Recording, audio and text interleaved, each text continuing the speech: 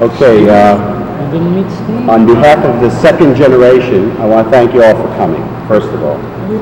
And all of our lives, we grew up together. We celebrated together. We had simchas together. We also mourned sometimes together. Yet when my children and your children do family trees, nobody at this table really fits into our family tree.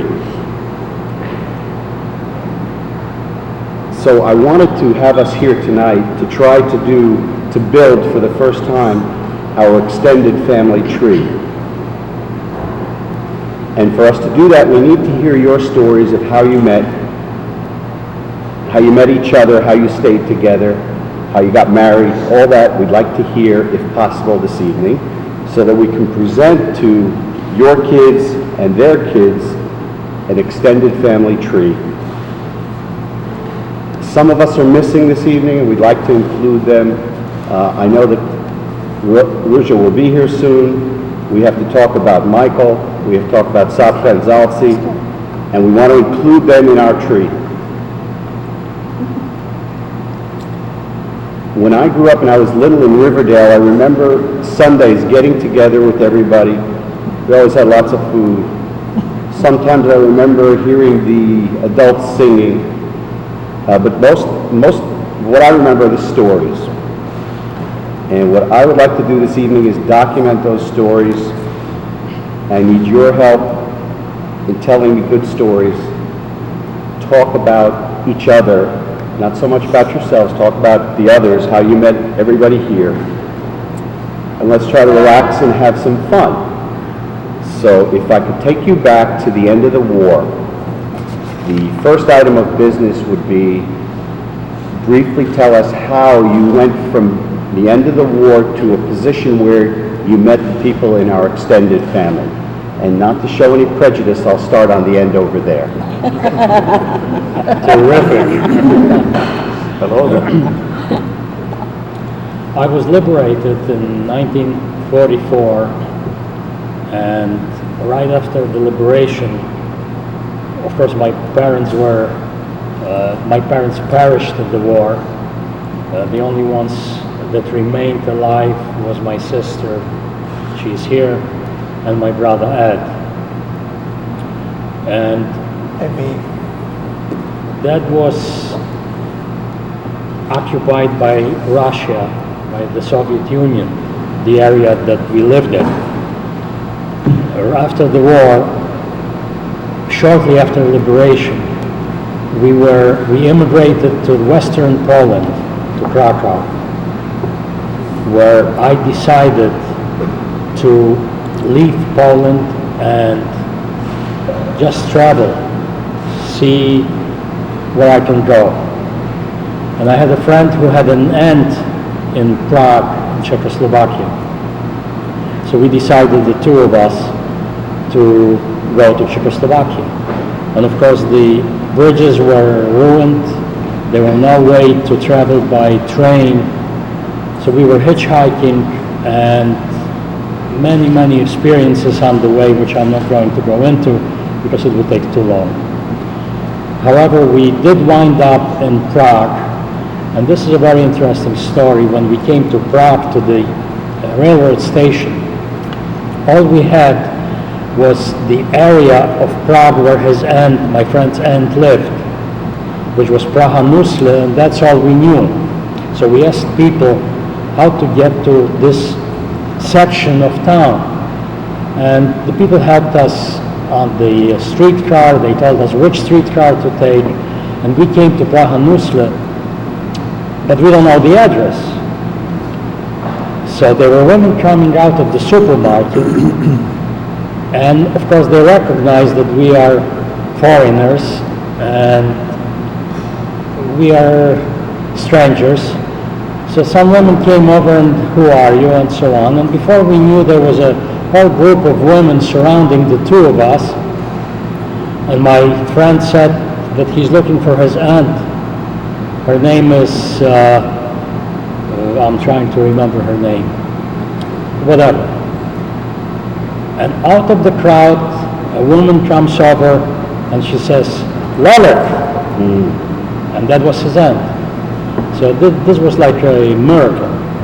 Anyway, we stayed on Prague for a couple of weeks, and we heard that there are transports going from Salzburg, Austria, to Palestine. And we decided to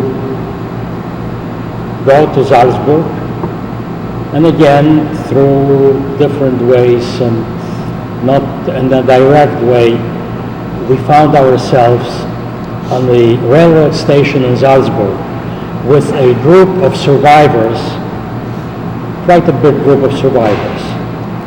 However, we were told that we cannot get off the train, and that was not a passenger train, that was a commercial freight train that we were traveling on. And we were told that we can't get off the train because the DP camp in Salzburg is full, complete, total. But we decided that we want to be in Salzburg in order for us to go to Palestine. So at night, even though the train itself was surrounded by MPs, American MPs, a few of us jumped, and at night we got through the line of the MPs somehow. And in the morning we found out where the DP camp is, and we walked towards the DP camp.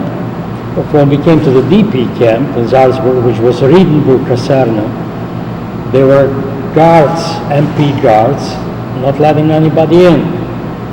But somebody got a word to the man in charge of the camp, who was Michael Kruger. And his assistant at that time, if I remember correctly, was Felix Zauberman. He was right here. And Michael heard that there was a group of young Jewish men and women that want to get into the camp. He came out and he said to us, I have passes for you, but you have to come in one at a time, as if you belong in the camp. And he gave us passes, and one by one we got into the camp. In the camp, we were in, the camp was a building. It was actually an army, no, not barracks. These were buildings. Concrete walls, heavy, with wide staircases, and tremendous rooms. And in these rooms we had bunks, and we were all sleeping in the same. Excuse me. You didn't have a bunk. Right. Because the camp was full, remember? That's right. There were no. We had to find space. So my friend and I took over one bunk. Somebody, no. You can didn't take over. Somebody had to relinquish a bunk. So it happened so that I had a friend, a girlfriend, who and we were in that room, and we relinquished one bunk. That meant that she and I slept on one of them, and gave the other bunk to these guys that needed to sleep. And because of her generosity, we are married. Anyway. Gotta keep the story straight. You're right. Excuse me. Yes. I think that before we met, I think Herta brought you actually to the room. That's right. Correct. See? Gotta keep it straight. That's right. Correct. I met Herta. Yes. Herta Munk. That time. That's right. That's right. And we became friendly. We became friends. Good friends. Very good friends. As a matter of fact, we traveled once to Linz. But later. Yes, that was later. But I just thought of it. Yes. And in Linz, we met Genya, Is it? Genya Crown, Oh, that's correct. and she was sick, so I really don't remember seeing her, but she tells me that she remembers seeing me. Yes. Okay. Actually, you came to visit Ziggy because Herta and Ziggy grew up in one town. And when Herta found out that Ziggy's in Linz, you came to visit. I was. Ziggy, now I will correct. Okay, Ziggy found out that I am in Salzburg. And Ziggy came to visit and he found me in Salzburg. Then he had a girlfriend. And this girlfriend was sick. right. And we went to visit them Yes. together. You didn't know them yet. No, that's No, when you I went- met, but that's when I met That's her. right. The first time. We went just For the to first time. visit. We went to Linz. And that was 1945. Yes. 45. It must have Oh, in the been, fall. yeah, The it must fall. have been August, September. September. About Something like Or that. Yes. September, yeah. Yes. Yes. Yes? I just want to get to where you met, so we're there. Yeah. That's right. Okay, let me move on so we can see where everybody hooked in. How did you come in? How did I come? Yes, I was there. from the end of the war. I was liberated. Actually, Herta and I were in the same concentration camp and survived all the years in concentration camp. Plus, we ended up on a death march, and finally were liberated in Czechoslovakia when the Americans liberated the area, which was May 7th, at the very end of the war. And after 6 weeks, the Americans relinquished that part of the world to the Russians, but they didn't want to leave us behind. So they put us on trucks and transported us to the American zone in Austria, Salzburg. And that's how we wound up in the displaced persons camp in Salzburg. Now, when we came, we were able to get bunks. So we had room there. So we were in Salzburg and met some other people that were there. Of course, there are many stories, but you're not interested in those stories. You're interested in the stories of the people that are here. So this is my connection with Felix Zauberman, because he was there, and Michael Kluger and Rose. Rose also survived. She's not at the moment here, but she also survived this death march and wound up together with all of us. Also, On the way to Israel. We were all planning to go to, well, I did. some did, and some had Yeah, I know. no Different plans at ideas. all. But also Sabcha, Peretzman. And Salsi. Well, Zadzi was there. Zadzi, we met in the camps. He came up from wherever he was at. I don't know exactly, but If I may continue for just a little while we were in that displaced persons camp, I met Halina and the romance started. And in order to get out of the camp, you needed a pass. Felix Zauberman was in charge of the passes. And Felix Zauberman was a bureaucrat. And still is. And in order to get a pass out of Felix Zauberman Thank you. was Impossible. almost impossible. So finally I decided not to ask him for any passes. Now, I want you to know that we were not as close at that time No, just at the beginning. as we became later. So we had a strictly business relationship. official. Right. So I decided to find a hole in the fence, and Helena and I used to go through the hole, out of the camp, any day, And any time. and the town. And I didn't need Felix's passes, just a Now little. you found out. Now you know. May I say something? Yes, you may. The reason why I couldn't give everybody passes, because somebody had to clean up the beds and the rooms. That's why I used to get out of there. Somebody else had to break the rules. Yes.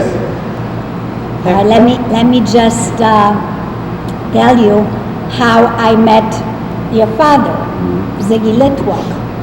Now, it was a phenomenon of the survivors of us at that time to be on the move. We just needed to feel the freedom after being after being in prison for so many years, that we just love to get on the train and go any On place. any train that went any place. And we didn't stay inside the train, but on the steps. That's how we traveled. We traveled, actually like you watch the hobos. I guess we were those at the time. And we were also very young. We were very young. We enjoyed it. But at that time, I don't think we realized why we did it. It took I guess a long time when coming to the States and living a normal life and perhaps having children of our own then, to realize that those were really daredevil ideas that we had, because there was room inside the train. We just did it for the fun of it. So on one of these train rides, I just happened to spot a young, cute guy, and we started a conversation. There was another phenomenon that we realized later what it was. We loved to have pictures of ourselves. We didn't photographs. We didn't have cameras, but whoever had a camera, or the American soldiers that we befriended, took pictures of us. And I read later in a survivor's story, and he had an explanation, and I realized that that's a perfect explanation. The pictures of yourself was a verification that you're alive, that this is yes, that we exist. Well, I had a picture on that train, and I have it here. I brought it with me. I'll show it to you later. And I gave it to your father, just like that. No big deal. He was going to Germany at the time. Now, why I'm bringing this up, there is a very important story behind this incident. Ziggy went to München, Germany. Munich, and there was also a displaced persons place, which was a museum. It was the Deutsches Museum. At that time, it was empty. There was no art there, but there was straw on the floors, and the people that were coming and going were staying there, and we had a place to sleep over, and I think they got some food. Now Ziggy happened to spend the night there, and laid on the straw near a man and started talking to him, and he will have to tell you how if he remembers, but he found out that this is my uncle, just by coincidence, just by talking. And when he showed him the picture, told him the name of me, and my uncle said, sure, that That you are his niece. that I'm his niece, and Which uncle? Do I know? No.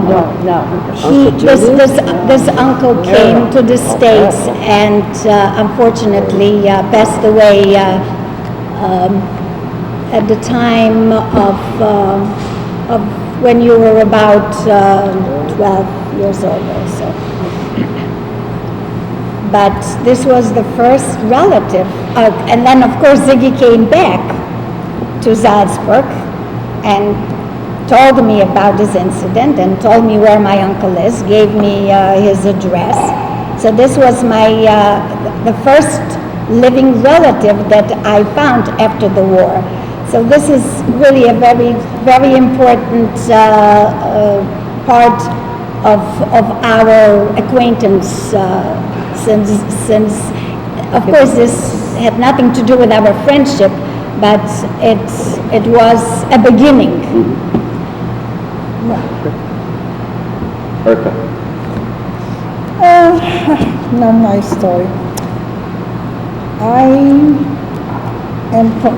from the same town that Ziggy, Steve's father. We grew up together. We played very often together. We fought. Sometimes we fought with each other too. We went to Hebrew school together, to the same Hebrew school. And then the war broke out. And he went to a different city. I stayed in my hometown for a while until our parents went to Auschwitz, and I went to a labor camp. A labor camp in Germany where I met Halina. We stayed for quite a while, about 3 years, and then there was the Death March, which was about 6 months, yes, 5 months, from December till May. I did not go to the end of the Death March. Halima did. I escaped just a week before, the 28th of April. I escaped and with a close friend of mine who lives now in Israel. And just by coincidence, it was a horribly rainy day. We escaped to a cemetery. And it was an evening. The SS woman noticed somebody escaping, and she came to that cemetery. It was a very narrow street in a small German town. And after us, a few other women, girls, also escaped to the cemetery. They were shot right at the cemetery. And my friend and myself hid under a table where the people were working with the dead ones. At night, we started walking in a different direction, and we came to a barn. At that barn, just by sheer coincidence, we knocked on the door, and somebody told us to walk in. We walked in, and a woman voice asked, "Who is it?" And the question was in Polish. And we said, "We are Polish girls who escaped from a German death march." And they let us in and they helped us. They gave us food, not food, but some coffee and some piece of bread. It was late at night, and we went to sleep. Next day was Sunday, and they had 2 sons, and the 2 sons went down to the village, to the church. And when they came back, they said, "Those are not Polish women." They didn't say it to us. They told it to the parents. "Those are Jewish women," because this was a Jewish march. This was Jewish transport, and those are Jewish girls. They were very kind, these people. And they said, "Look, you cannot stay here because our guys who we work for are SS." It was like and you cannot stay here, but we will help you. They really took us at night again to the border, and they informed us that on the other side of the highway is other Czech underground, and we should just stay there, and they will take care of us. And it really happened that way. It was a little more to a story, but they did. So this was, from there, we were both very, very sick for, I would say, maybe 2-3 weeks. And then we decided we are going to Israel. We found out that we were not far from a city at that time. It was Sudeten, that it was a city by the name Bratislava. And we came to the city. The people, the underground guys, took us to Bratislava. And when we came there, I met some other friends. And this place, really, everybody went. The Jewish people, Jewish young people went to Israel, toward Israel. They had one group, and there were Polish groups, and there were Russians, all the refugees, that's right. We stayed there also for a while, and from then the American soldiers, the American GIs, took us to Salzburg. And that's where I met Leon and Halina, and later my husband, Phil. He was already a big shot there. So, but I didn't, at that time he didn't look at me, so we were just in one room. And some other friends that are here and some are not here anymore. And Ziggy found out that he was in Linz, and he found out that his old friend is alive in Salzburg. So he came to visit. And I was thrilled because my family did not survive. No, none. And I didn't have hope to find anyone. Ziggy met Genya, and she wasn't well, so we went to Linz. I didn't go by myself. We went together, yes. I went with Leon. And we met Genya for the first time. And I think the second time or third time we went to their engagement. And But when I got to know you really well. that's right, that's Okay? right. And I'll tell that story. You tell the story, okay, that's your story. My husband paid attention to me a little later. I would say about end of the 45, right? Yeah. And after 6 months we got married. And, And got a little baby. no, not so soon. Anyway.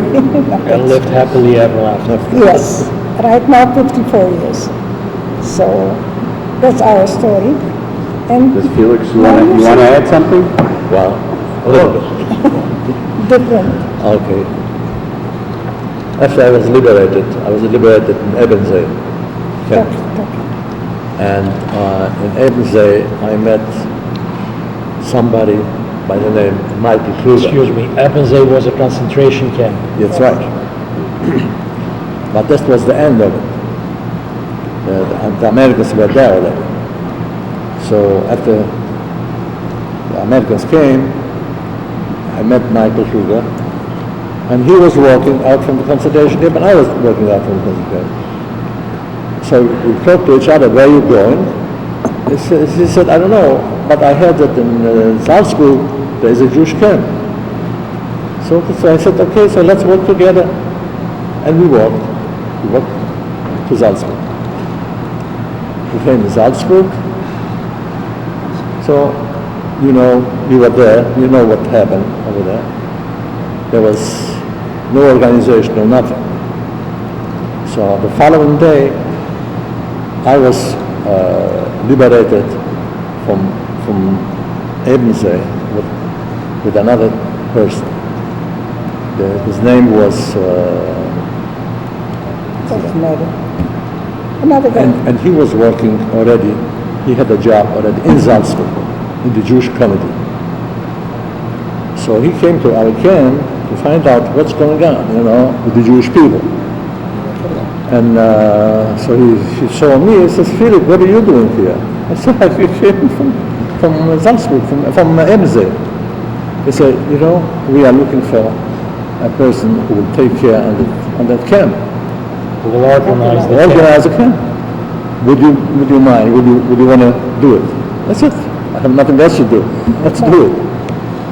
So, me and Michael Gruber, were the heads of the camp. And we tried to organize it as much as we could. It was, like my wife said, it was very hard. It was not an easy job. Well, everybody wants to go in the morning, everybody wants to go out from the It was camp. not you who complained. This was your friend who complained. So anyhow, we have to organize so to make sure that not everybody is going out from the camp, but somebody has to stay in and Excuses. and clean up. And I'll tell you something, and I didn't wait for you, whatever. Michael gave me always a pass. That's The original complaint. right or not, Michael gave us always, No, after a while, so I met. We were jumping the fence, so. no, okay. So I could do whatever I could do. I couldn't. It's okay, Don't darling, you're complain. still my It's too friend. late. Too late complain. So anyhow, in camp, I met my wife, and eventually we got We married. got married. How did you meet Ziggy and Genya? So they came to Salzburg. He met Ziggy through me. He's lucky, because if not me, he wouldn't have met Ziggy. And we went from Salzburg to Linz, and from Linz to Salzburg. Yeah, we Right. visit We each other. visit each other. We visit each other. And until May 45. May 45. No, That would be 46. May 46. 46. May 46, we got babies from Wrong. from America. No, Yeah. sorry. No, We came here 1950. We got mixed up. no, 1950. I'm sorry. 1950. No, Why don't we continue? We'll go on first round, yeah. Right. We'll get everybody to talk more from the front. And we'll make, Second second. Elsa. Okay, we were, like Leon said, we were liberated by the Russians. And at the end of the war, we went to Western Poland to be able to go to the West. And we were in Krakow when Leon left, and we also left later. I was already married, and my husband and I, we went to Hungary.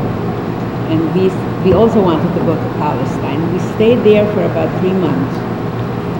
And then a letter came that Leon is very sick in Austria. And I went to look for him. I didn't know where. In Austria, that was the address. Leon is sick in Austria. And I went, I was going for about 2 days on small trains from place to place, asking where there is a Jewish committee if they know Leon Kleiner. Until I found out that Salzburg. by coincidence, not in Salzburg, no, somewhere on the road, there was a group of people, and I asked them if there is a camp somewhere, and they said yes, there is a Jewish camp, and I asked if they heard of Leon Kleiner, and they said yes, he's in my camp, and he just came today from the hospital. So I was lucky. He brought me to the camp, and Leon was very pale and looked terrible because he just came from the hospital. And next to him was a little girl. Her name was Helena, and she was taking care of him. So I came to take him with me back to we decided to go to Munich, to be in the American zone. So I remember that Helena was very unhappy that Leon is leaving, and I said, you don't have to be unhappy, you could come with us. Right? Absolutely. And we went and we stopped. What? It sounds like that this is a, she came and she said, let's go. It's a story that took more than just Let's go. About a couple 8 of or 10 days. days. And we went to Salzburg, and that in Salzburg I met Herta. I did meet anybody else. I don't remember meeting anybody else. I don't think you did. Herta. You were not a long time. But No, we were a day or two. Exactly. And you And were then with we us. went to Munich. And of course, then we came to the States, and in the States, the first 2-3 years, we met Genya and Ziggy. And that's how it all started. That's how it goes. Speaking of the sickness, I have to add a little incident. I did get sick in Austria. I had pleurisy, I had water on the lungs. And there was a makeshift hospital which was attended by 2 survivors, 2 doctors who were survivors. And the hospital was for people that survived and Tuberculosis. had TB, lung sicknesses. And I was in this hospital, and we were again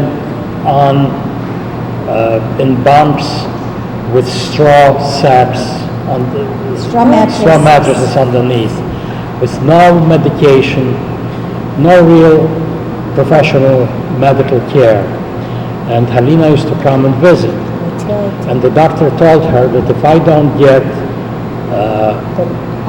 calcium, injections of calcium to dry out the water, I'm going to get TB, and that'll be the end. But there was no calcium to be gotten. So Zalzi, Parisman, she told Zalzi Parisman, and Zalzi said, let's see what we can do. And the both of them went into a pharmacy, into an Austrian pharmacy. And Zalzi said he needs calcium in Germany. The stores were not open stores. You could not just go. I didn't have a prescription. I didn't have anything, any letters from the doctor, and there were no open stores per se, because this was very, very soon after the end of the war. So we just had to organize things, and if I would have gone by myself, he certainly wouldn't give me anything, because the pharmacist. But Zalzi, being A strong a man. starker, Macho. a macho guy, he confronted the Austrian pharmacist, and he said, well, we need it, and you better come up with it. And sure enough, the guy came up with some of the calcium. Ampules of calcium, and she brought it to the hospital. I was injected, and here I am. Here you are. Okay. Are you done? Yeah, Yeah. he has the same thing. Same story? Absolutely. Okay. No, nothing to right. add. Okay, Go on. I am Genya's sister. Usually, in another world, I'm known as Blanca Kong, cerebral. But here, I'm known as Genya's sister. Wherever I go, that's it. And I met all of them through my sister. We were liberated in Mauthausen in 1945 after our 6 years of travails, and we landed in Binnemichel, the DP camp of Binnemichel. I met a gentleman who happened to be the uncle of Ziggy. He was in the same camp, Professor Julius. We called him Professor Julius. And he always told us about this nephew that was liberated in Dachau and was coming to Binnemichel. And so we were looking forward to it. And Heart. Okay. I think he knows more. I forgot everything. Wait. Oh, anyway, pretty soon Ziggy came and we met him. And the minute he came and we met him, he fell in love with my sister. I mean, completely. And he didn't see anybody else, and wherever she went, he went. If you wanted to find Ziggy, that's where he was. And she was getting a little bit tired of it, but she was pretty sick. And so they took her to the hospital. I wound up healthy. I was pretty healthy, but she wasn't. And when she was in the hospital, I sent a package to her. You have to tell them that you work for the Air Force, for the American. I worked as an interpreter for the Allies. And so I had, how did I happen to? I don't know. I just have medication that I can get. So I got the medication and I sent Ziggy to see her since he was so crazy about her. And I don't know much more than I can tell you about the two of them, but I think the marriage took every 45, 50 years. I asked them, are you still going to stay? And they seem to be pretty happy, so it worked. And then I met all these wonderful people only when I've come to New York on my, I was a buyer, so I was coming here every few months, and I got to know these people, and they've, in a way, become my extended family too, right? Yes. And yes, ma'am. I am really, I don't have any more memories with them except in her house or in Leon's house. Oh, no, in all of you. Yeah, and in Israel, I really got to know Tusha, whom I adore. And I don't see her but every few years. And this sweet man who was in Haifa, Israel, and he lost his way, and he stopped the car, and as the first man that was Asian in Haifa, he asked directions, and the guy answered him in, I don't know what language, but he didn't ask anybody else, just the Asian guy, where do we go?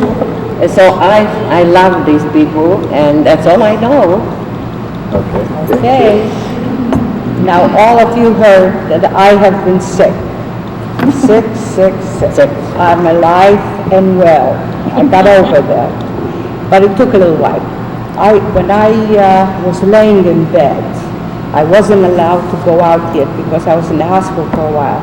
This was the time, 1945, when Herta and Leon came to visit Ziggy. They did not see me, but I saw them because it was one room. We didn't have a DP camp yet. We had like a few rooms because we followed the American army across the Danube when they gave the other part back to the Russians. So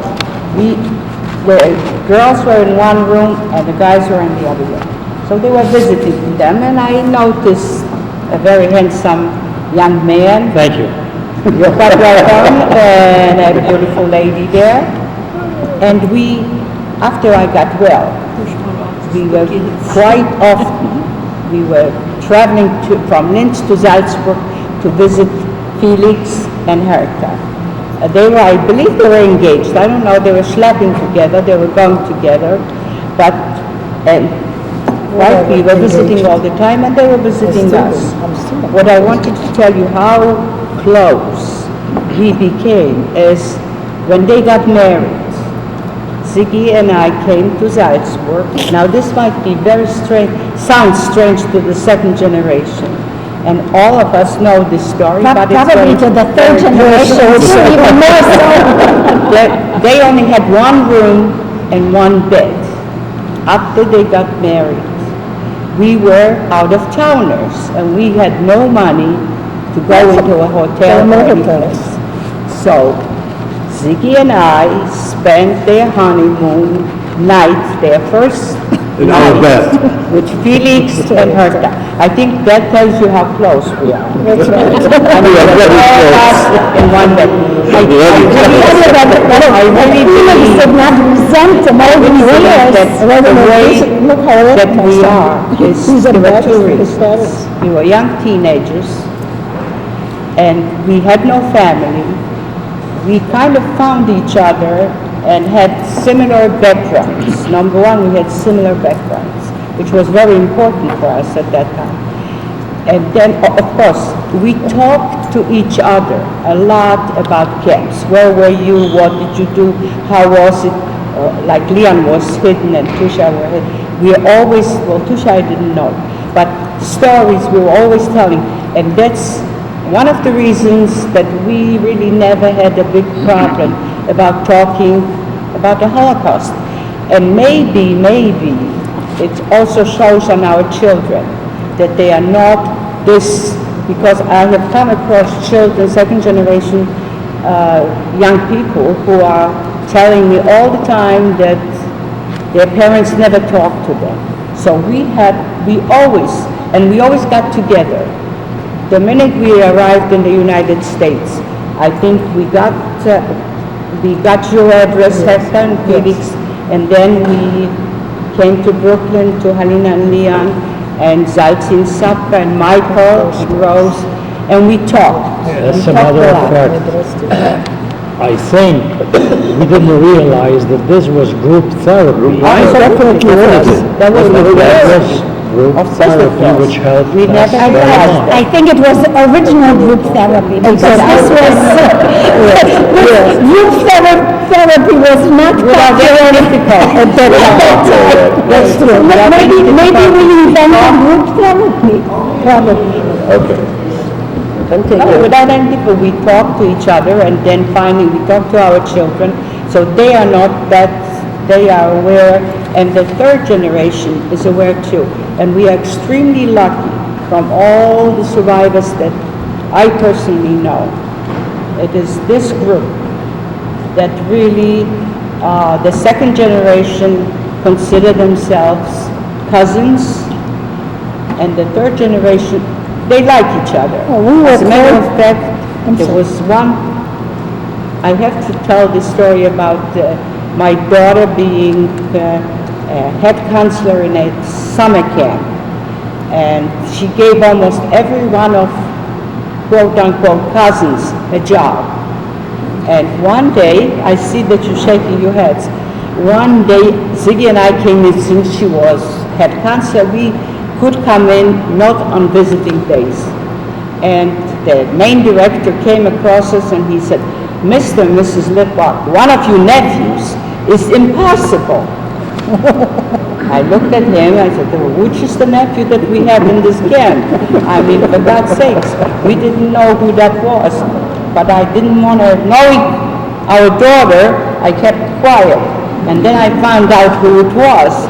But that's what she introduced all of these young people as cousins, and they all got jobs. Who was the It nephew? has been a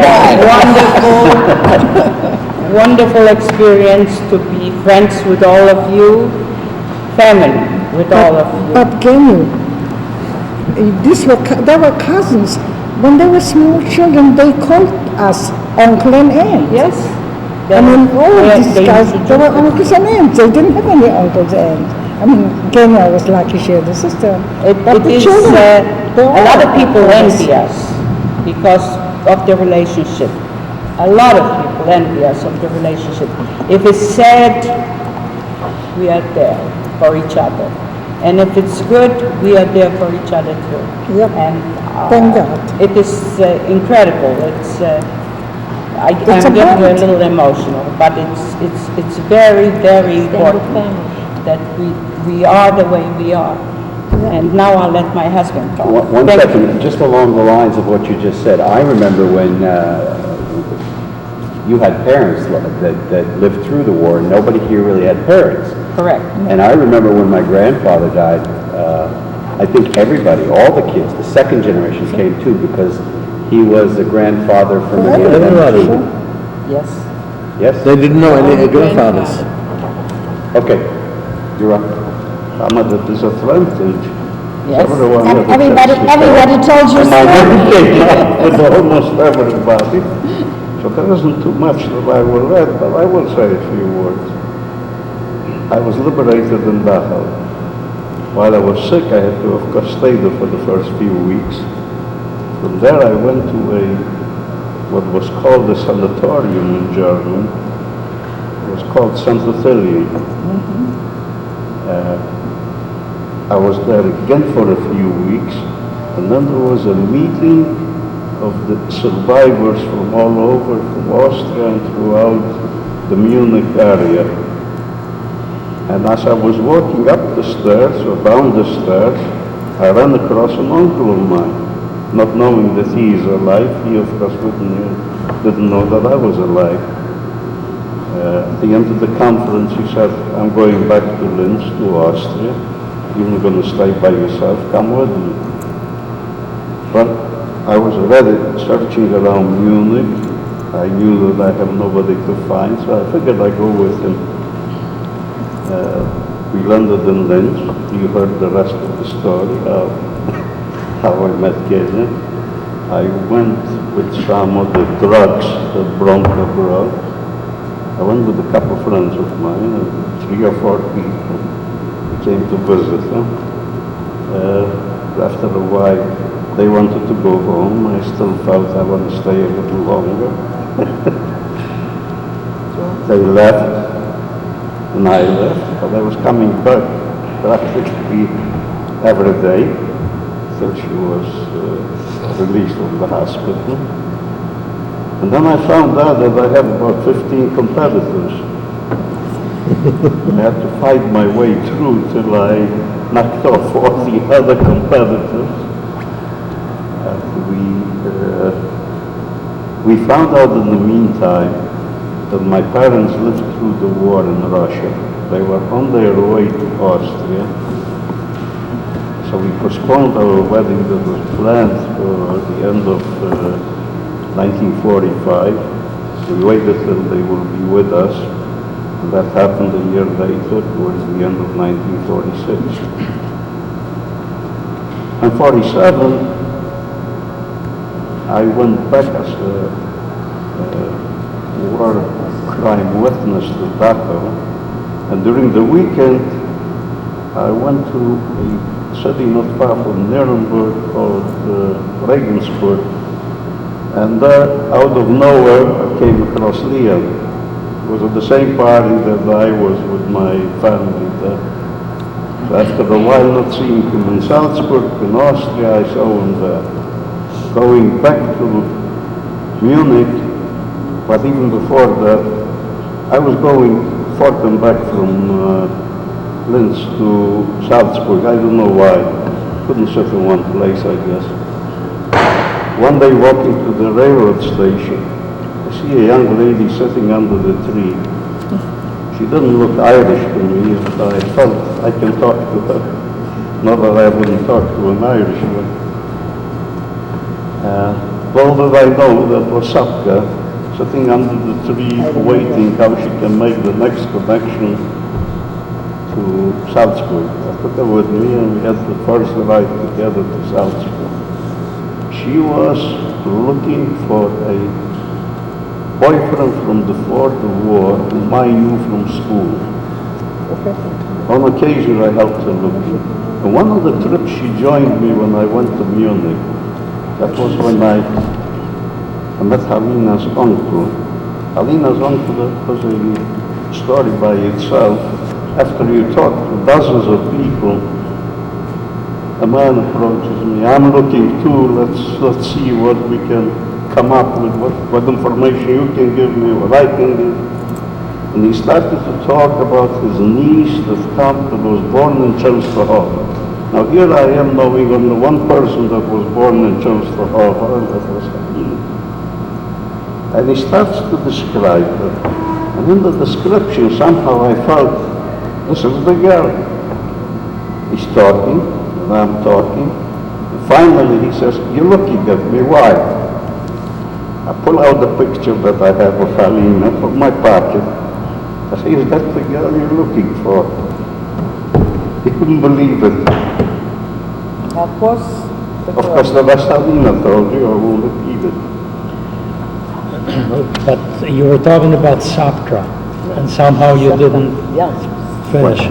about This is Well, how, She stayed on in Salzburg. She was in Salzburg, but in one of her trips to Linz, she wasn't hard, didn't know anybody.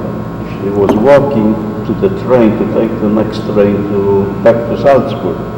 Evidently she got tired and sat down under the tree there. halfway to the railroad station. As I was walking, which I didn't know that I meet her, I saw her, I stopped, started talking to her. That's how I met her, and that's how I took her to the train. She was afraid to go to the train. Do I need ticket? Do I need that? There were no tickets at that time. You Is just that, went to is the that train. how she came to Salzburg? No, she wasn't. No, she wasn't was Salzburg already in already before I that. see. She just came to Linz to look I for guess somebody. she must have been And on on one the of way the back to excursions. Salzburg is where I found her under the tree. And I made a trip with her because somebody told her that in that same battalion that I mentioned before, her boyfriend was there after the war. Now I told her I knew people. I went back with her to that place. But of course there was no sign of her. She came back, but we didn't come back together. I was staying a little longer in Munich, and she came back to Salzburg. Maybe since unfortunately Sapka and Salzi are gone and their children couldn't make it today, maybe we should just bring in the fact that they both met in the displaced persons camp in Salzburg, and they were romancing eventually and married. And that's how our friendship continued when they arrived to the States. So actually, our friendship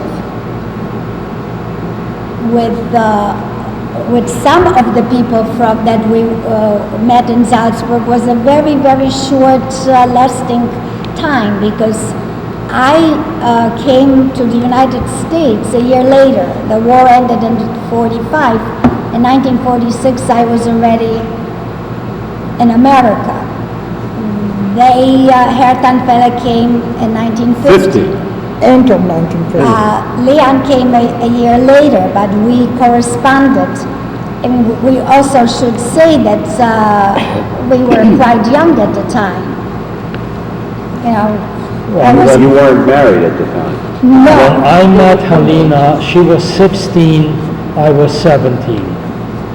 So That's a song. well, it wasn't exactly the marriage age yet, but we did do like each other, hopefully, and we kept in And I could touch. just finish here because I don't want to forget Go ahead. before we get further. Okay, go I ahead. mentioned that I was going often from Linz to Salzburg.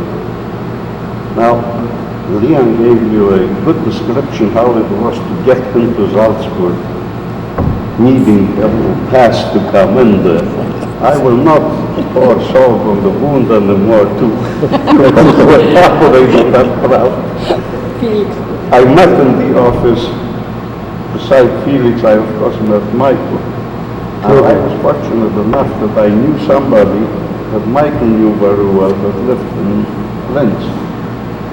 I went under the pretext that I have regards for him from that person.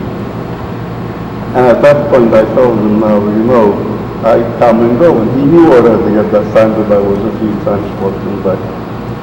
I never know when I'm coming. I need a couple passes not to be stuck at the gate and look out how I can get in there.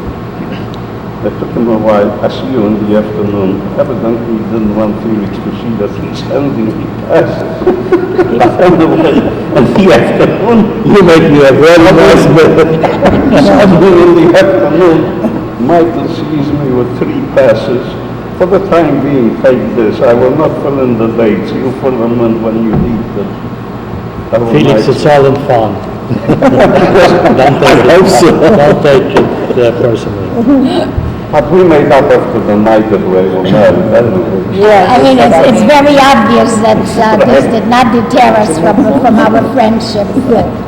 I'll tell you, one thing I want to mention, that in the DP camp, Came from Salzburg. in the DP camp, even though we were young, we were teenagers, there were some older men and women, Not much. and we were in very close proximity to each other.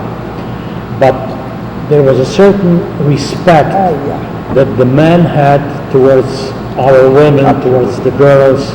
Well, There was very little hanky-panky, if any, that I know of. And Well, eventually there was. You didn't know it, that's all.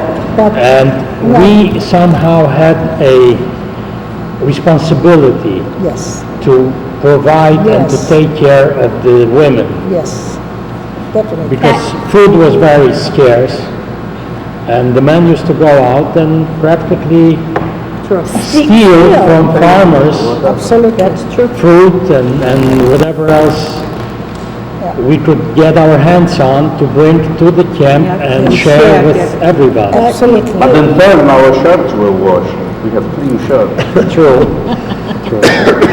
Well, this is a, those stories are really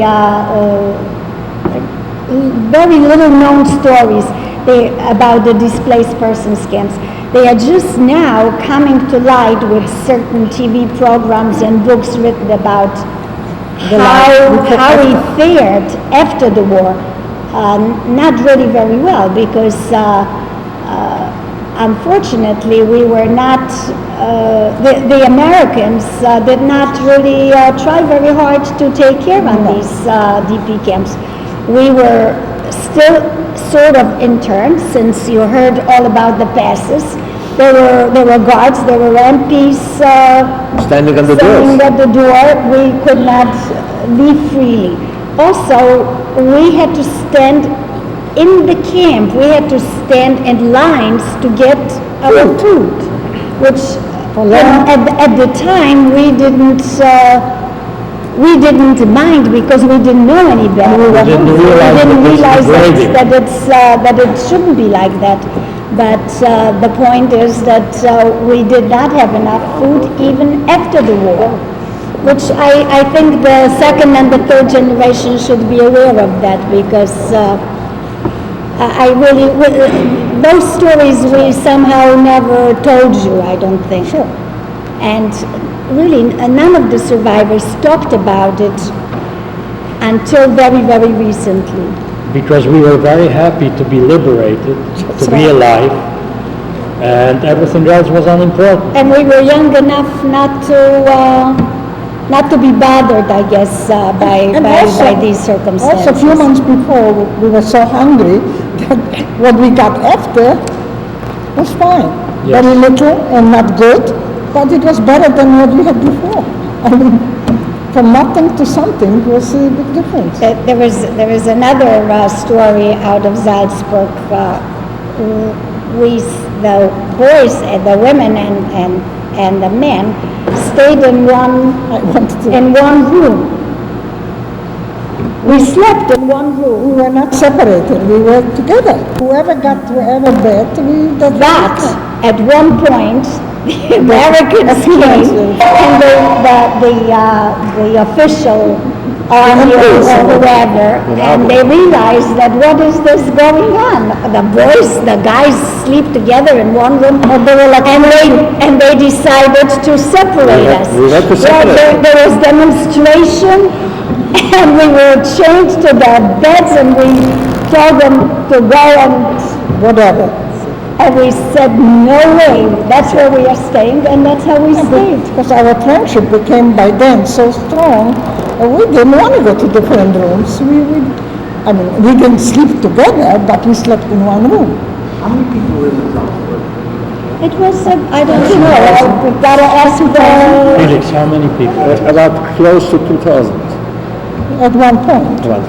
but this was a camp that was, people were coming transit. Transit. The American Army. American Army. The American there Army were- created this DP camp. There were many DP camps throughout. You heard Felix Michael talk. Kluger wasn't, Take it. all right, because he was an organizer. He was a He natural had organizer. personality, and he spoke English, and that helped him to communicate with the Americans. No, I just, you didn't hear me. Yes, he just happened to be at the inception, and he became. When this camp was being formed, Michael and Felix were in that Riedenburg Kaserne. Where they were, We were walking from Ebensee to which is Salzburg. close, was very From close. concentration camp Ebensee to Salzburg. And When we came to Salzburg, after a week maybe, somebody came from the Jewish Family Service No.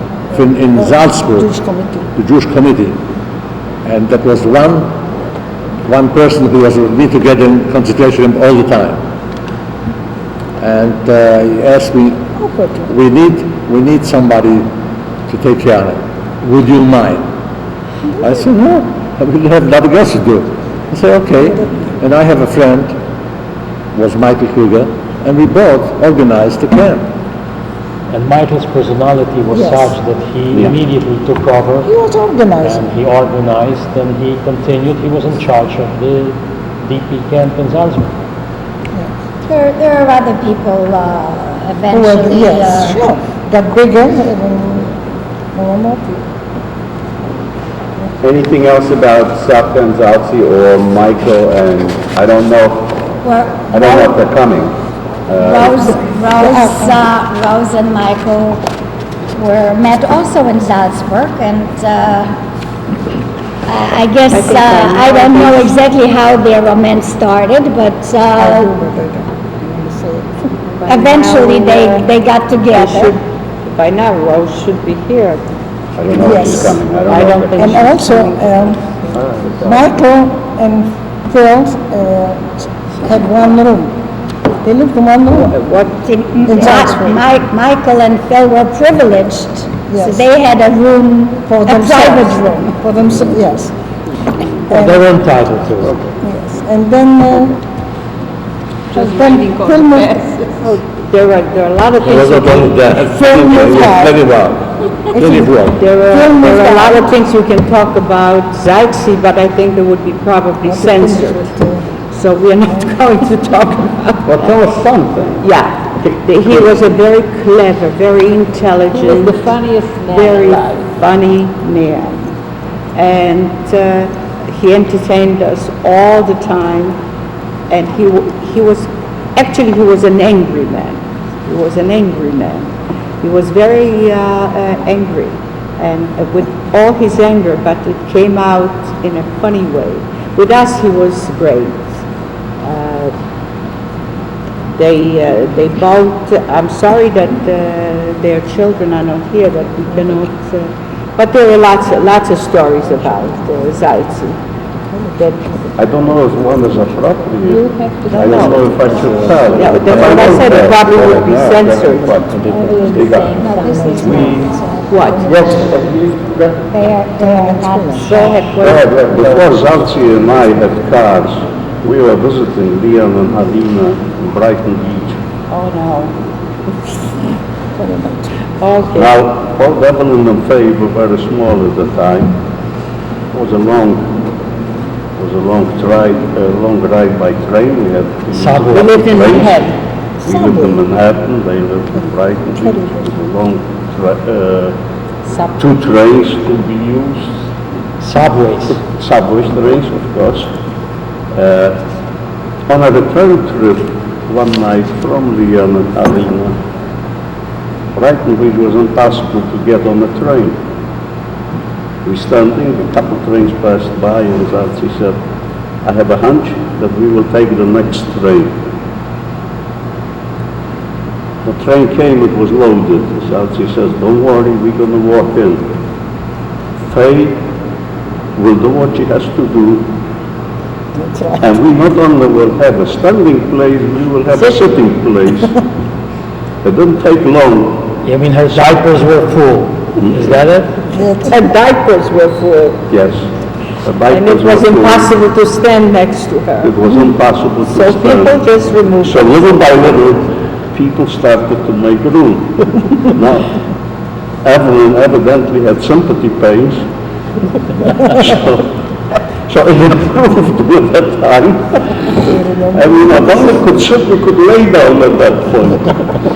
But we couldn't take it anymore. So we went left and and changed the train again. That was one of the stories of Zaltzi. Salzi was a great really funny man, but angry. And, Stephen, why don't you, Tell me, you mentioned how the couples got together. Was anybody married over there, or where were you married, and who was there, who participated We had a rabbi. We were married We were married by a rabbi. in Salzburg. in what year? This is 1946. 1946. Yes, June. Anybody at your wedding that we know? Yes, just, You just heard of it. no. And they came to our wedding, too. No. You came to our wedding. Our wedding was very special. We had another friend, the Kiliskis. This was a couple that, she was a survivor and he was an American GI. They got married in Salzburg, and because he was a GI, he had his own apartment. At a certain time, he had to leave back to the States. And she stayed in the apartment because she waited for her papers to come to the States. We wanted to get married. We had just one room by then. I think it's really. So we couldn't get married. And she had the access to the PX. We had no You know food. what the PX We is? could- all right, whatever. We could not, we had no food for gas. So she arranged our wedding in this only apartment. Everybody else lived in the DP camp in one room. And so we had a rabbi, and I got a dress from somebody who got married before me, a white dress. And we had a nice reception in their house. We were about 24 people. Not only that, but she had food from the PX. And I just said it. She had access to the PX, so she had, she could make a party. So And there was enough. she made us the party. She made us. And that's how we got married. Hello, Alice. was a long time. We have to keep talking until she gets warmed up. Okay. Yeah, but you should introduce her. Rose, introduce yourself. Tell us, how should we, Oh, I see. tell us how, after the war, you wound up in the same camp with Michael. I came to Czechoslovakia. After the war, I was liberated in Czechoslovakia. I was there in the hospital with many other girls. And then we wanted to go to Israel. So they said that in Salzburg is the camp that you can go, that they are sending people there. That's how we came with the soldiers took us there. And that's where I met, when we came to Salzburg, to the Wiedenburg camp, that's where I met my husband. He was the camp leader there. Okay? So, who got married first? You got married first? Yeah. Excuse me. No. What? They got married first. They They got both married got in January. We got They got married in January. February. In February. And we got, 17. Savcha and Zalsi got married in January. They got married in February. We got married in June 18th. We got married in November. Same year. 46. Same year, we It was all all got in married. 46. So what happened to you? No, we got married in the United States. And was everybody there? No. They were couldn't afford it. still And where in did you Europe. Okay. We got married in 1949. And our You hold bruises. Not at all. Go ahead, keep talking, because the camera's on us, unfortunately. our wedding was in a rabbi's kitchen. Okay. The whole party was in a rabbi's kitchen. We didn't have a reception. But we went to Copacabana. We went to a nightclub, and I remember the comedian, the comic was, Steve Allen? no, not Steve Allen, something Allen, but I couldn't understand a thing he was saying. The humor was, the humor was Strange. completely strange. I can't remember the name of the comedian. He was a very good comic. Addition, Fred second Allen? generation. No, I don't think so. I think his last name was Allen. but I don't remember his first name. No. Anyway, he was married in October of 1949, am I right? Yeah. I think the most important thing is that if you look around, you'll see second generation, third generation, and you see that, thank God, we are together, the ones that are well, and we like each other, and we're doing things together, and we are there for each other. And this is family. This is definitely family. We don't have any parents. This is our family. This is our extended family. When we came, Rose, when we you came, want to add something? How you met us? Or how I met you? No, I met how you. you met everybody. Yeah, we were all in the same camp, and that's how we met. That was And then we continued the friendship. right.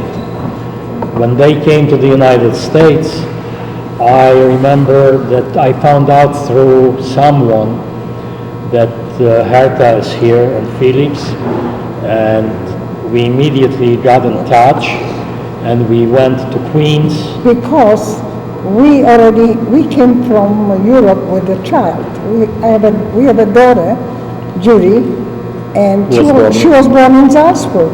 And this was the first child in our group. That's right. She was the oldest.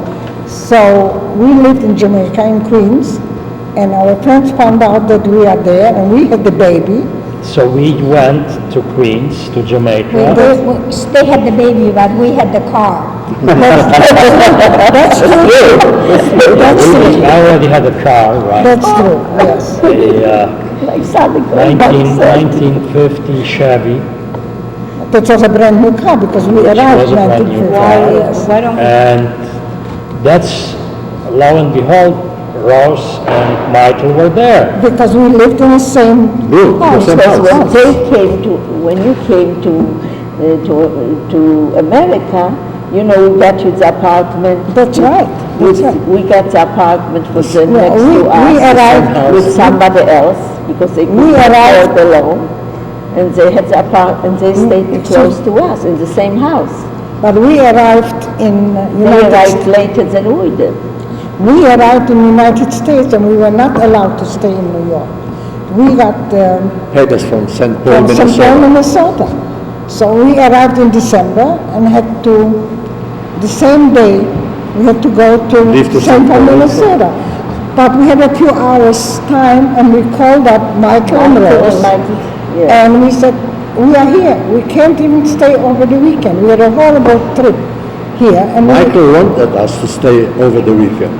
but we couldn't stay. They They wouldn't would allow not allow us to stay over the weekend. We had to go straight to St. Paul, Okay, Minnesota. we couldn't stay. But we called, we wanted to see them. So Michael and Rose and little Larry, he was the same age that my daughter, they came to visit us to this train To station. the train, I remember. That's right. And Larry was born here. Here. Yes. This is also something very funny. Judy was born in Austria. Austria, in Salzburg, in April, and I was in the hospital with the baby, and here comes a telegram. From Michael. Michael Kroger sent me a telegram. The telegram was, "Dear friends, my sweet Rose gave me a son." So I said to my wife, big deal. I have a daughter. So nothing.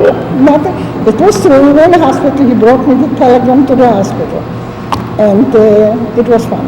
But then we came here and we saw them. Michael brought us a salami and bread because we had to go overnight to St. Paul, Minnesota. Yes, Supporting each other that's right. throughout. How'd you hook up with them? How'd you hook up with Ziggy? I think Herta Yes. knew already, Herta and Felix knew that Ziggy is in the States, and that's how we, Ziggy found out that I'm alive in Salzburg. This was not him yet, it was me. When he started about the United States. Oh, in the States? Oh. The moment that we were on in the touch. lighter side. Whose car was it? Yours or Michael's, that we went to Jones Beach? But this was later. Your car? You had a Chevy, Yeah. and it was green, Yes. and the 8 of us piled in to go Jones Beach to see a show. But a little bit, we had no idea. We parked, but never looked to see where are we The parked. parking lot. Well, we went to see the show, and now we're coming down Like 1,000 people left the and we were still car. there. And guess what? No, Jones Beach, both sides all around. Yeah, but that was I very don't think you remember the I thought it was shows. 3 There were o'clock. Broadway shows Everything empty. performed on the water. We're still on. So this was one of the shows that we How went to did you see. find the car? At 3 o'clock when everybody left. When everybody left, we found the car. Who came first here and how did everybody come in? I think Halina came first.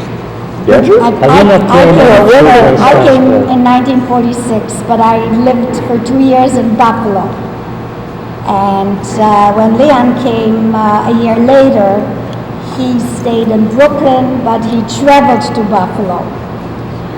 And eventually, in 1949, we got engaged, and I came to New York and stayed in Brooklyn, and we got married in 1949. And Herta and Felix came in We 1950. came in 40, January 48. And Rouse and Michael Kruger came in 1948. We came in 49, May 1849. Did you all find each other? yeah, Almost immediately. Immediately, yeah. And when we went for the New Year's movie, the 3 girls were already pregnant at the same time. I wanted to Radio point City that out. Music Hall. Radio City Music Hall. And we had dinner at Hector's. Does Yes. anybody know where Excuse me, Hector's and what about the breakfast? Hector's was like Nidix, one of those Not in joints. existence when. no, Thank you for the joining. it was That's all a we much better.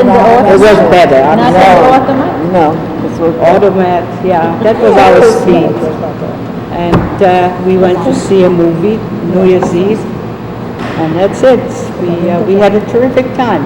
We really, when we went to the country, none of us had anything. I mean, we had so little, but we made the best. Financially, but That is the otherwise we matter. had a lot. Right. One year we danced to 3 records for 8 weeks. The same 3 records. I remember them. Leon, was it the Dance With Me, Henry? That's me, Henry, right, Right. And Around the World in 80 Days? right. And a cha-cha. What was the cha-cha's name? I don't remember. But we danced for 3 months to the same 3 records. And we had a And we were happy. Well, I We had a think great time. maybe somebody should interject that not only that we spent weekends and holidays together, but when we had each couple had almost 2 kids, we decided to spend summers together. That's right. And en masse, we went to the Catskills and rented, practically, we took over one colony. Bungalows. Bungalow colony, and that's where we spent our summers. And I think the children did their bonding as cousins. That's true. Mainly in the summer under these circumstances. And that lasted for 8 years, right? We went Yes. consecutively 8 years to different bungalow colonies. But always together. Always together. And at that point, or almost at the point where we started going to bungalow colonies, our extended friendships became a little bit wider because Tusha and Manny and Leon's brother Ina and Eddie came also, and they had friends, and their friends came. So all these people became family. an extended family. It was very funny So because, yes, this was Zonia and Zelda and Yunia and some others. So that's how we all it was became, funny because there were other people there.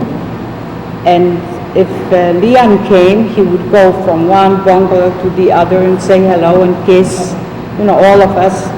And if Ziggy came, and that's how it went around. And the other people always said, who is who? the other people meaning the American couples. Yes, they did. People that they were in the colony. They could not understand, how is it that all the kids can have breakfast in my house while Halina is sleeping late and Herta is sleeping late and you are sleeping late. I don't know about you, but Jerry had breakfast in my house. And there were three women that were getting up early. That was Tonya, Bella, and me. And all the kids used to come for breakfast. Some day people and some night the people that people. lived there that didn't know us, they said, which are your kids? Who belongs But where? wait a minute, I They could remember, not Jenny, comprehend. It was really like a puzzle to everybody. but I remember when the guys came and drove into the parking lot, and they came up, and all these children ran to the parking lot because they got gifts and presents, and then the other people, the American couples, Did not. didn't know who belongs to who. Whose father is, who belongs to who, and what are we doing there But together? the man usually came on a Friday night That's for right. the weekend. But there was one night a power shortage in Manhattan.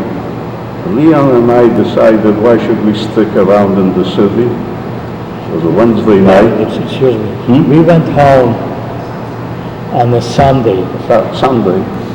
and while we were approaching Manhattan, we said, what are we doing here?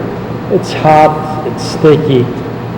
Why don't we go back and stay for another couple days? So we went back. Surprised our wife.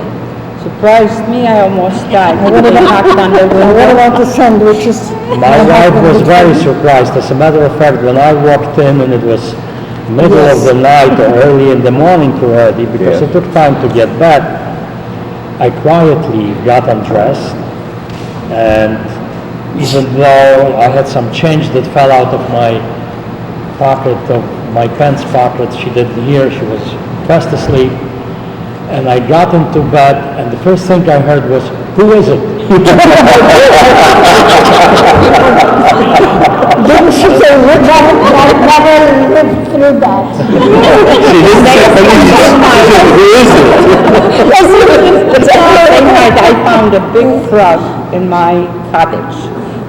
Stephen was 5, Evelyn was 2.5, I think. No, the other way. Oh yeah, the other way around. And I figured, well, the kids are not going to get rid of this frog, I have to get rid of the big frog.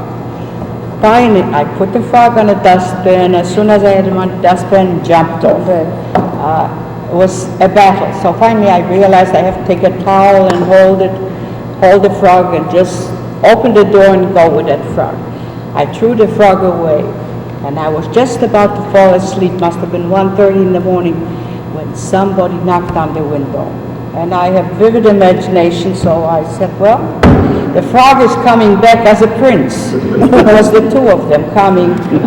That was the night when they came back. They I really, have a question.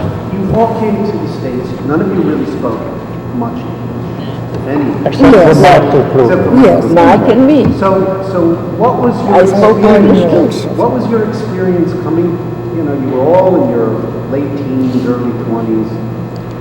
What was your experience? You came to America, it was like traveling to Mars from Poland. It was the other side of the world. You have like memories of what America was for you? Yeah. One of your first it experiences? wasn't as bad because we had different mentality. We were free. Yeah. We were Everything free. was wonderful. And we could do something, no matter what we did, what kind of job we had. We were free to do it. You didn't speak language. I mean, how did you manage? I spoke, we managed, no matter what jobs we got, we managed, and it wasn't It Excuse me, wasn't so bad most- because we could most- do it. It was a free country. And somehow, you know, we had 2 jobs, 1 job, 3 jobs, but we managed to do it. Let me tell Stevie something direct, answer a direct question. Little story. In 1949, first summer here, we went to a hotel on Freedom, New Jersey. The little English was not enough to do work, and yet I became a busboy there. I will not go long with it, I tell you. I was asked one evening to bring horseradish. I never even heard the word horseradish before, so I couldn't remember it even going to the kitchen. But I came to the kitchen and just in Yiddish I asked them, somebody wants a horse with something. Now in the kitchen, of course, they realized what they wanted. So I got the horseradish.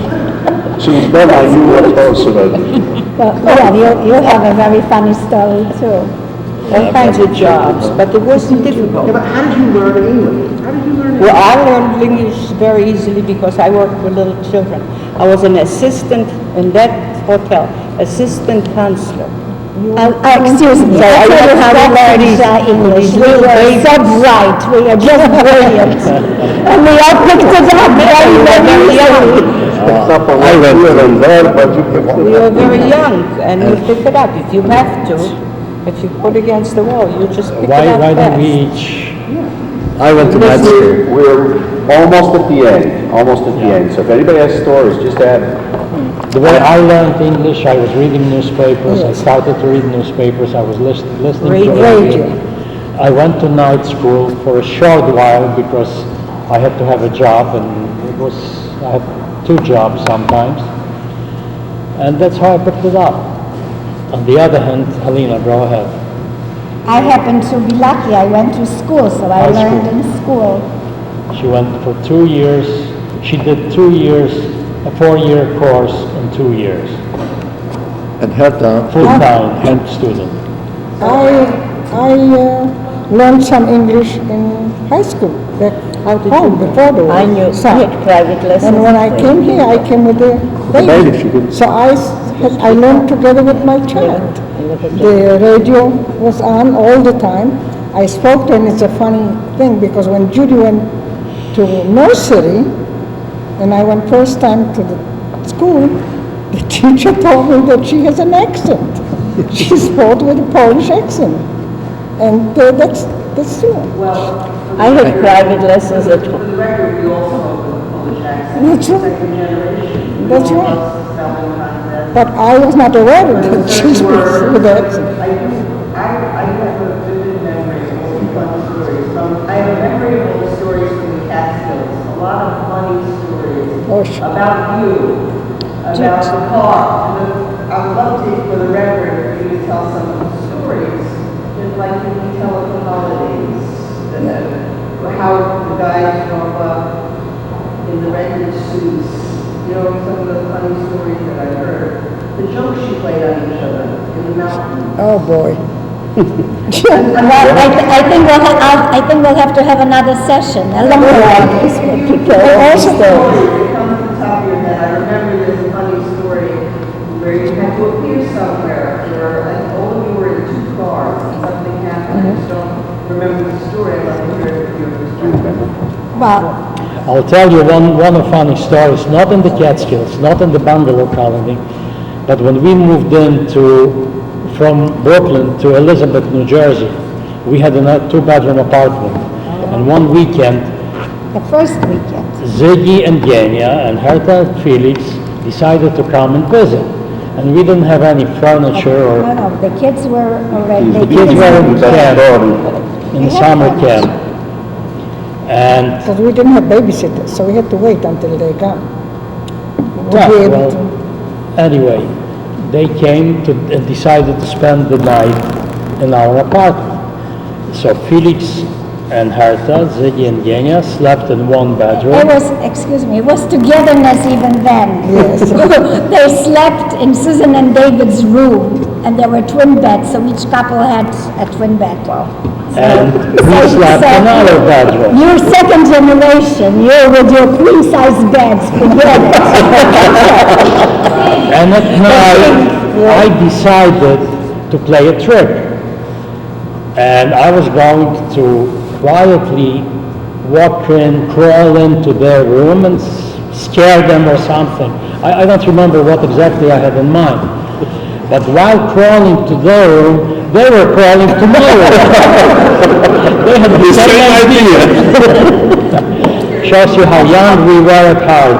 That wasn't all, We just because wanted to finally, fun. the four of us settled in that one room, twin beds, Ziggy and I in one twin bed, Herta and Felix in the other one. They fell asleep. Little did I know that they snore. And they kind of, all of a sudden, they were really coordinating that snore.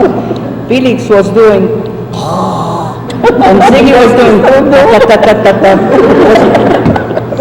you know, all night long I was listening to that. And then Herta joined them in the snore. Naturally, So I got on high snoring for 3 years. So it was, with the broom. no,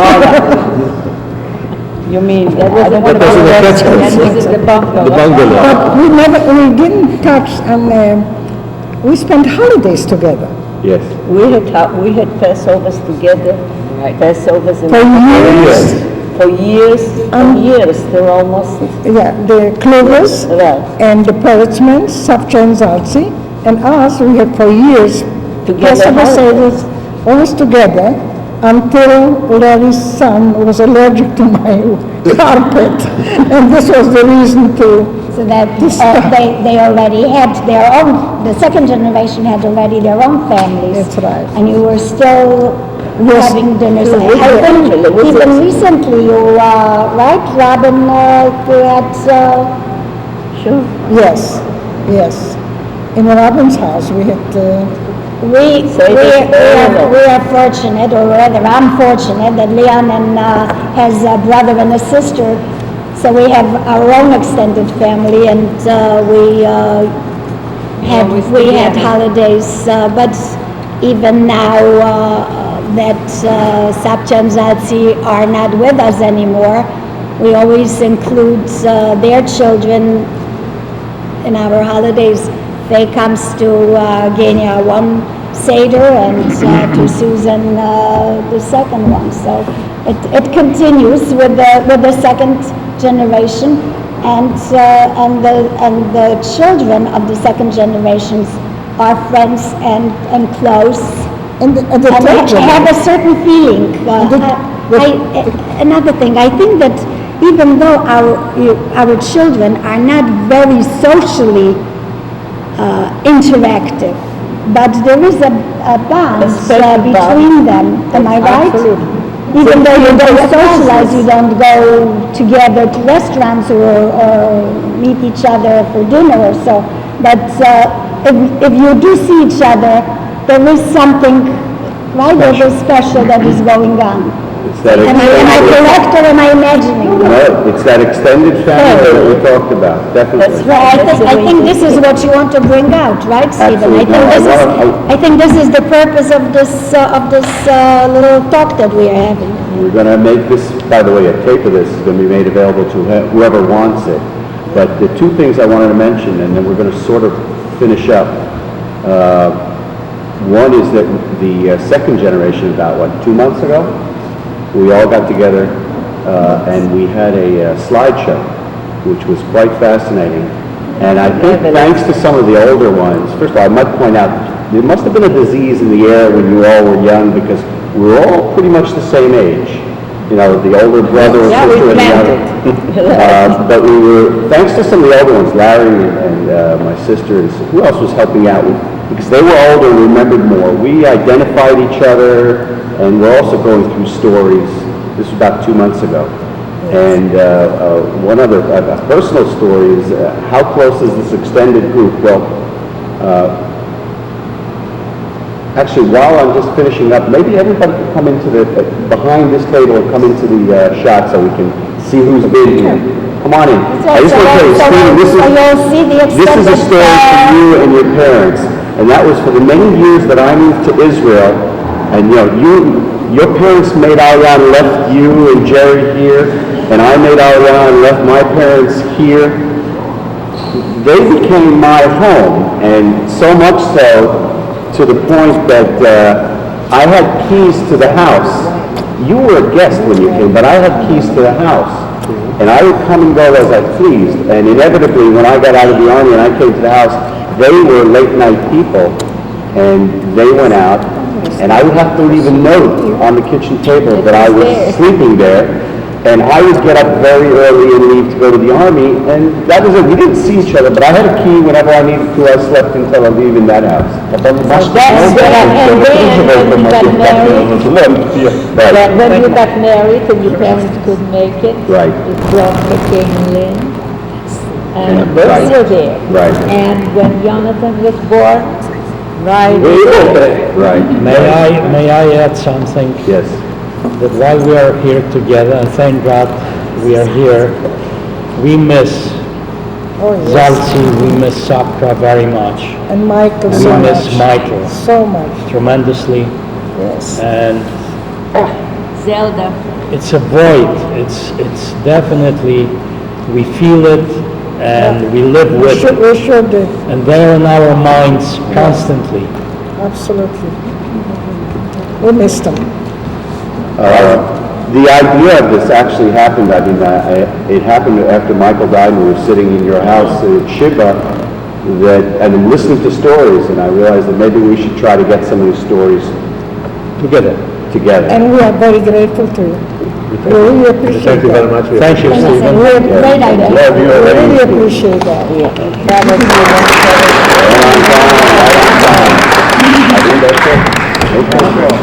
There's dessert. There is. Let